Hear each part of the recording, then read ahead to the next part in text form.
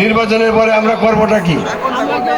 আমি তো 2001 থেকে 2006 যত বড় বড় প্রকল্প ছিল আপনাদের সব করেছি, কি করি নাই?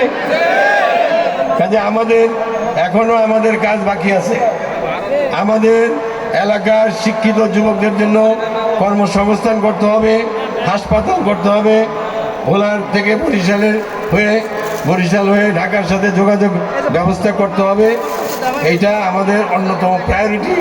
আমরা ভোলার যারা আল্লাহ চাইতে এমপি নির্বাচিত হব, আমরা সবাই সম্মিলিতভাবে আমরা ভোলাতে একটা সরকারি হাসপাতাল এবং বরিশালের সাথে সংযোগ এবং তথা ঢাকার সাথে সংযোগের আমরা দ্রুত ব্যবস্থা করব।